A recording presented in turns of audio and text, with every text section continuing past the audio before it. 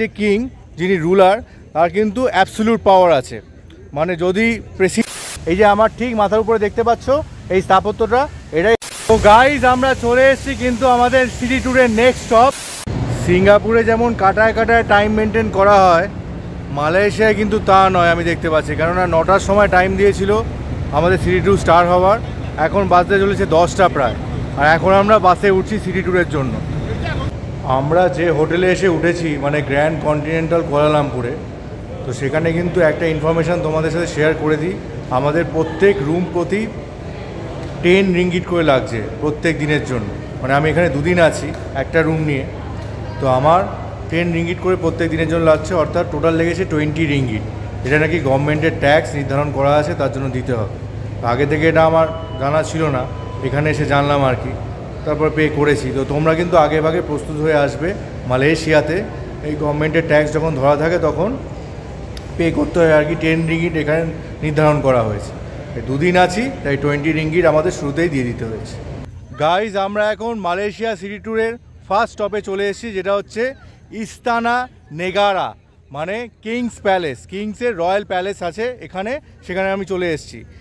Kings palace কি, এই মালয়েশিয়ার যে কিং যিনি রুলার তার কিন্তু অ্যাবসলিউট পাওয়ার আছে। মানে যদি প্রেসিডেন্ট আর কি করাপশনের দায়ে জড়িত হয়, কিছু হয়, করাপ্টেড হয়, পলিটিশিয়ান হয় করাপ্টেড, তাহলে কিন্তু তাকে সে জেলে পাঠিয়ে দিতে পারে। আগের প্রেসিডেন্ট কিন্তু জেলে আছে মালয়েশিয়ার। তো নতুন প্রেসিডেন্ট নিয়ে তো এখনও সেরকম কিছু প্রবলেম হয়নি। তো চলো এবার রয়্যাল প্যালেসটা দেখে নেওয়া যাক, যেখানে রুলার কিং এবং মালয়েশিয়ার কিং এখানেই থাকেন।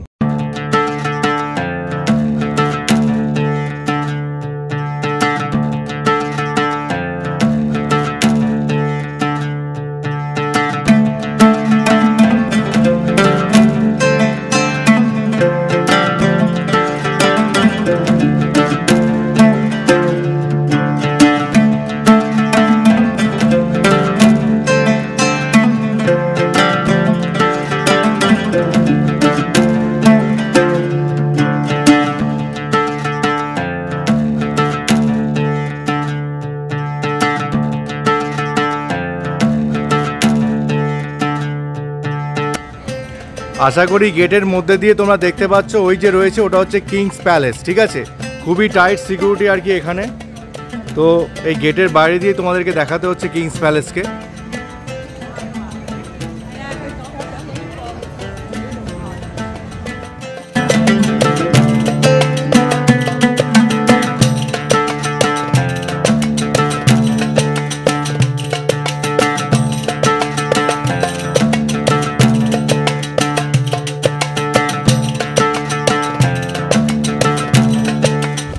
কিংয়ের মেন এন্ট্রান্স গেটে দুদিকে দুটো ঘোড়ার সেপাই দাঁড়িয়ে রয়েছে আর কি। ঠিক আমার পিছনে তোমরা দেখতে পাচ্ছ একজন আর্মড ঘোড়া নিয়ে দাঁড়িয়ে রয়েছে। আমি এখন ঠিক দাঁড়িয়ে আছি মালয়েশিয়ার এমব্লেমের সামনে। এখানে 14 স্টেটস অফ মালয়েশিয়াকে রিপ্রেজেন্ট করছে, আর এখানে 4টা রিপ্রেজেন্ট করছে মেন রিলিজিয়ান, এটা মালয়েশিয়ার ইসলাম। এইখানে দুখানা টাইগার আমরা দেখতে পাবো, যেটা কিনা হচ্ছে ব্রেভারির প্রতীক। আর এটা হচ্ছে ন্যাশনাল ফ্লাওয়ার অফ মালয়েশিয়া, যেটা হচ্ছে জবা ফুল। তো এই হচ্ছে আমাদের মানে মালয়েশিয়ার এমব্লেম, ন্যাশনাল এমব্লেম।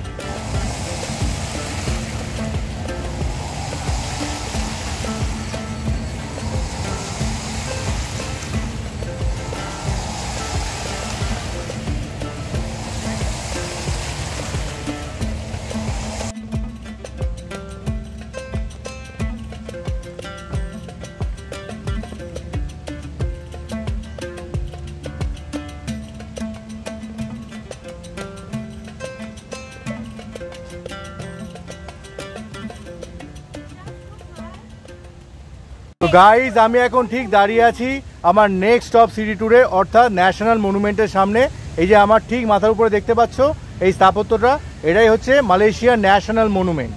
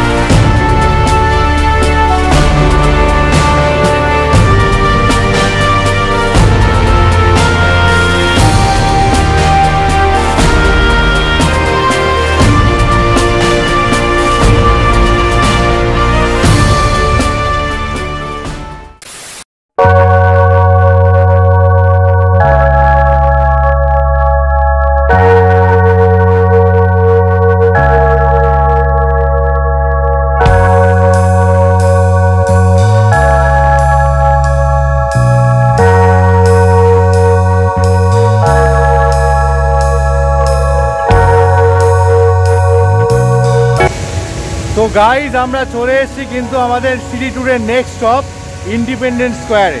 তো মালয়েশিয়া ইন্ডিপেন্ডেন্ট হয় 1957-এর ঠিক 10 বছর বাদে ইন্ডিয়ার ইন্ডিপেন্ডেন্সের। তো আমি এখন দাঁড়িয়ে আছি সেই ইন্ডিপেন্ডেন্স স্কোয়ারে। তো চারিপাশটা দেখো, আমি জাস্ট একটা শটে দেখিয়ে দিচ্ছি।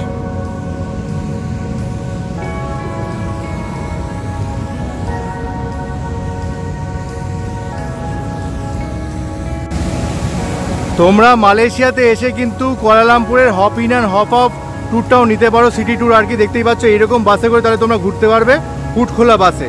এটা হচ্ছে hop in and hop of tour in Kuala Lumpur.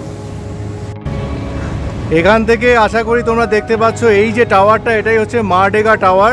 এটা 118 স্টোরিড বিল্ডিং, 118 তলা, 118, ওই জন্য বলা হয় মারডেগা 118। এটা এখনও কিন্তু কনস্ট্রাকশনের মধ্যে রয়েছে, কনস্ট্রাকশন কিন্তু এখনও পুরো হয়নি মারডেগা টাওয়ারে। আমার ঠিক পিছনে এই বাড়িতে পেন্টিংস, মানে বাড়ির ওয়ালে পেন্টিংসগুলো দেখো, অপূর্ব লাগছে, জাস্ট জায়গাটা অসাম। এটা ইন্ডিপেন্ডেন্স স্কোয়ারের ঠিক কাছে একটা ব্রিজের উপরে আমি দাঁড়িয়ে আছি, আর ব্রিজের ঠিক পাশেই বাড়িগুলো রয়েছে, সুন্দর সুন্দর এরকম পেন্ট করা।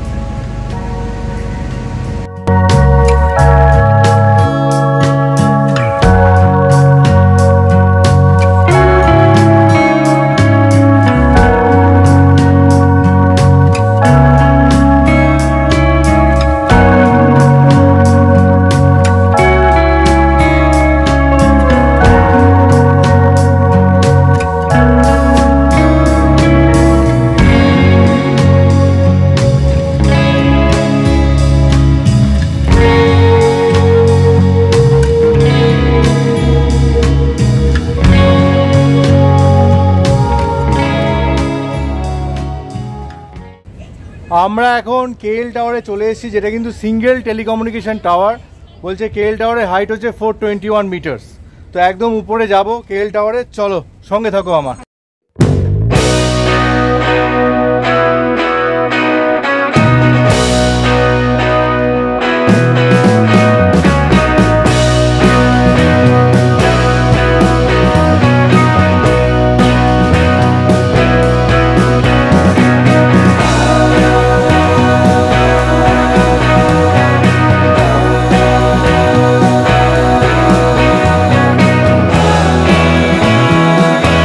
আগে যে আমরা ওই রিভার সাইড থেকে এলাম না, ওখানে দুটো নদীর কনফ্লুয়েন্স হয়েছে, দুটো নদী এসে মিট করেছে। তো ওর থেকেই নাকি নামটা এসছে কুয়ালালামপুর। ওখানে কুয়ালা লুম্পো, এই দুটো নদী এসে মিট করেছে, কুয়ালা অ্যান্ড লুম্পো, তার থেকেই কুয়ালালামপুর নাম। আর কুয়ালালামপুরটা রিজেমব্লেন্স করছে মাটিকে, কারণ মার্কি ওয়াটার তো একটু, ওই নদীতে মাইনিং হয়েছিল বলে অনেকটা জলটা ঘোলাটে মাটি উঠে এসছে আর কি, সেই মাটি থেকেই নাম, সেই সয়েল থেকেই নাম এই কুয়ালা লুম্পো, মানে কুয়ালালামপুর। এটা হচ্ছে ওয়ার্ল্ডের সেকেন্ড টলেস্ট টাওয়ার, কারণ ফার্স্ট টলেস্ট হচ্ছে বুর্জ খালিফা।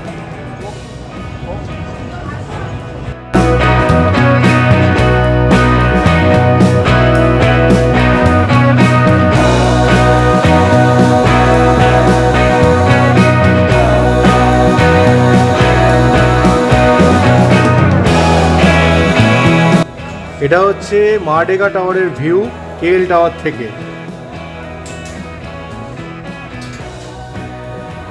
আমরা এখন কেএল টাওয়ারের অবজারভেশন ডেকে রয়েছি। অনুপম রায় তো বলেছিল দূরবীনে চোখ রাখবো না, পিছনে যেটা রয়েছে সেটা দিয়ে দেখি একবার অবজারভেশন ডেক থেকে বাইরের দৃশ্যটা কেমন লাগে। তো বন্ধুগণ, কেএল টাওয়ারের অবজারভেশন ডেক থেকে এখন আমি দেখতে পাচ্ছি যেটা সামনে, সেটা হচ্ছে টুইন টাওয়ার মালয়েশিয়া।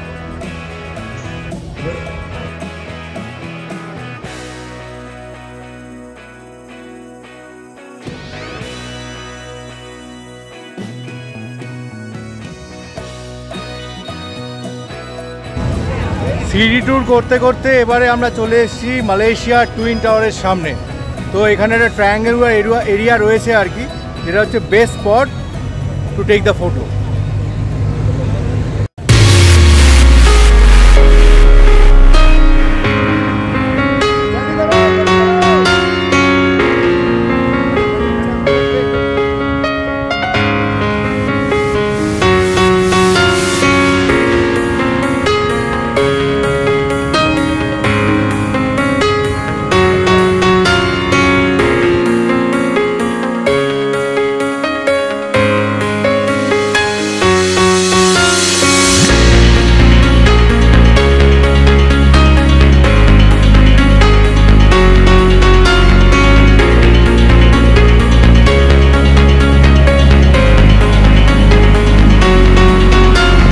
আমার পিছনে ঠিক মালয়েশিয়ার টুইন টাওয়ার। তো টুইন টাওয়ার তো তোমাদের সামনে তুলে ধরলাম আর কি, কিছু ফটোজও ক্লিক করলাম এখানে এসে। তো এবার চলো বাসে ফিরে যাওয়ার পালা।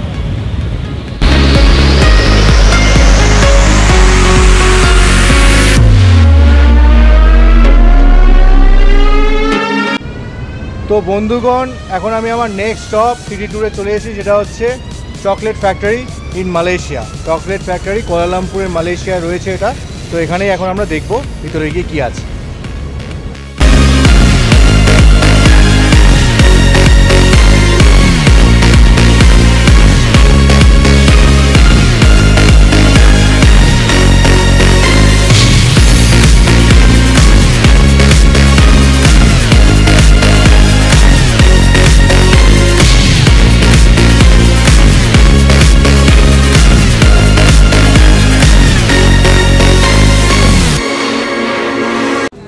তো গাইজ, আমি এখন চকলেট ফ্যাক্টরির মধ্যে দাঁড়িয়ে আছি, মালয়েশিয়ায় কুয়ালালামপুরে যেটা রয়েছে চকলেট ফ্যাক্টরি। এখানে এরা নিজের কোকোয়া নিজেরা প্রডিউস করে আর কি, আর এটা অল ওভার দ্য ওয়ার্ল্ড এরা এক্সপোর্ট করে। তো এখানে এসে আরেক রকম কোকোয়া সম্বন্ধে আমি জানতে পারলাম। জেনারেলি ডার্ক হয়, হোয়াইট হয়, আর মিল্ক চকলেট হয়, ডার্ক, হোয়াইট অ্যান্ড মিল্ক। এখানে এসে আরেক রকম কোকোয়া রয়েছে এদের, যেটা হচ্ছে রুবি কোকোয়া। তো ডার্ক, হোয়াইট, মিল্ক এর বাদেও রুবি কোকোয়া রয়েছে এদের। আমি এটার কথাই বলছিলাম আর কি, দেখো উপর দিকে রয়েছে রুবি চকলেট বলে। এটাই এদের নিজস্ব নিজস্বতা রয়েছে আর কি, নিজস্ব প্রোডাক্ট বলছে এটা। কারণ হোয়াইট, ডার্ক, মিল্ক চকলেট সব জায়গাতেই আছে, রুবি চকলেটটা কিন্তু ইউনিক। তো আজকে সিটি ট্যুরে আমরা কী কী দেখতে পেলাম বন্ধুগণ? Independence square, KL tower observation day, Malaysia's Twin Tower, King's Palace, Chocolate Factory in Malaysia, National Monument in Malaysia. তো ডে 1 অফ মালয়েশিয়া ব্লগ আমি এখানেই শেষ করছি। ভিডিওটা ভালো লেগে থাকলে জানো তোমাদের কি করতে হবে, লাইক করে দিও আর বন্ধুদের সাথে শেয়ার করে দিও। আর এখনও যারা সাবস্ক্রাইব করোনি, কালকে ডে 2 অফ মালয়েশিয়া ব্লগ আসছে, তাড়াতাড়ি সাবস্ক্রাইবটা করে নাও। কালকে কিন্তু যাবো বাটু কেভসে, 272 স্টেপস চড়তে হবে আমাকে। মানে ওই কাশ্মীরের ওই মন্দিরটার কথা মনে পড়ছে, কোন মন্দির কমেন্টে জানাও কিন্তু। অনেকগুলো স্টেপস ছিল সেখানে, বাটু কেভসে 272 স্টেপ। তাহলে বন্ধুগণ আজকে চলি, কালকে আবার দেখা হচ্ছে ডে 2 অফ মালয়েশিয়া ব্লগ নিয়ে। ততক্ষণের জন্য শুভরাত্রি, টাটা।